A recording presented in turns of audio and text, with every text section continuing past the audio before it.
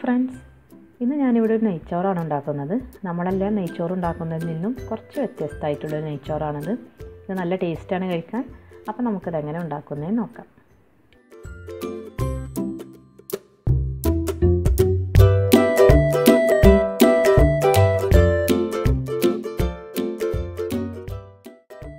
നെയ്ച്ചോറുണ്ടാക്കാനായിട്ട് ആദ്യം തന്നെ ഒരു തവ ചൂടാക്കി അതിലേക്ക് 2 ടേബിൾ സ്പൂൺ നെയ്യും ഒരു 3 ടേബിൾ സ്പൂൺ വെളിച്ചെണ്ണയും കൂടെ ചേർക്കാം.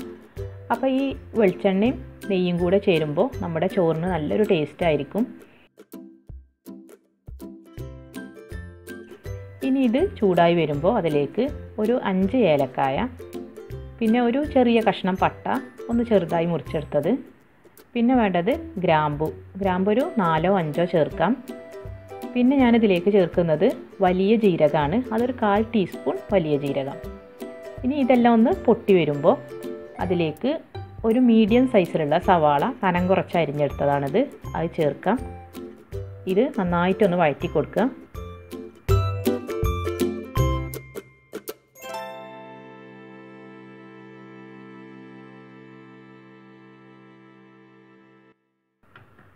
ഇതിലേക്ക് നമുക്ക് ചേർക്കേണ്ടത് നല്ലൊരു ഫ്ലേവർ കിട്ടാനായിട്ട് കുറച്ച് കറിവേപ്പില ചേർക്കുന്നുണ്ട്. ഈ കറിവേപ്പില നല്ലൊരു ടേസ്റ്റ് കൊടുക്കും നമ്മുടെ ചോറിന്.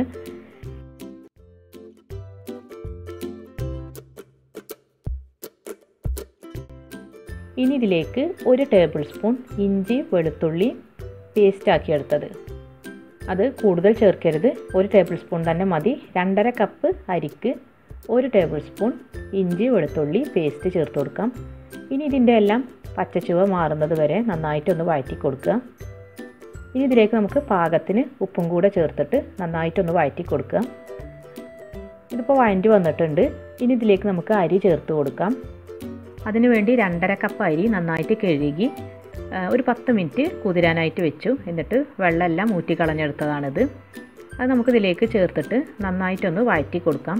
ഈ അരി ഒരു പൊട്ടണ ശബ്ദം കേൾക്കും, ആ ഒരു ടൈം വരെയാണ് നമുക്കിത് വറുത്തെടുക്കേണ്ടത്.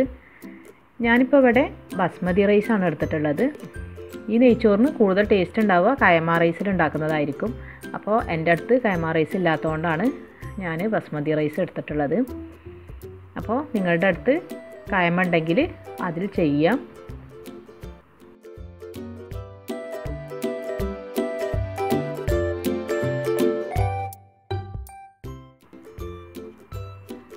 ഈ അരി ഇപ്പോൾ നന്നായിട്ടൊന്ന് പൊട്ടി വരുന്നുണ്ട്.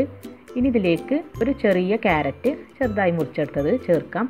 എന്നിട്ട് ഒന്നും കൂടെ വഴറ്റി കൊടുത്തിട്ട് ഞാൻ 2.5 കപ്പ് അരിക്ക് 5 കപ്പ് വെള്ളം തിളപ്പിക്കാനായിട്ട് വെച്ചിട്ടുണ്ടായിരുന്നു.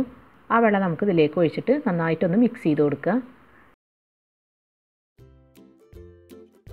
അപ്പോൾ ഉപ്പില്ലെങ്കിൽ ഈ ഒരു ടൈമിൽ ഉപ്പിട്ട് കൊടുക്കുക. എന്നിട്ട് ലോ ഫ്ലെയിമിൽ ഇത് ഒന്ന് വേവിച്ചെടുക്കുക. അപ്പോൾ നമ്മുടെ കറിവേപ്പിലയുടെയൊക്കെ ഫ്ലേവറുള്ള നല്ല ടേസ്റ്റി ആയിട്ടുള്ള നെയ്ച്ചോറ് ഇവിടെ റെഡി ആയിട്ടുണ്ട്. എല്ലാവരും ഇതൊന്ന് ട്രൈ ചെയ്ത് നോക്കിയിട്ട് ഫീഡ്ബാക്ക് തന്നെ അറിയിക്കുക. അപ്പോൾ ഇനി നല്ല വെറൈറ്റി ആയിട്ടും അതുപോലെ തന്നെ നല്ല ഈസി ആയിട്ടുമുള്ള റെസിപ്പീസുമായി വരുന്നത് വരെ താങ്ക് യു.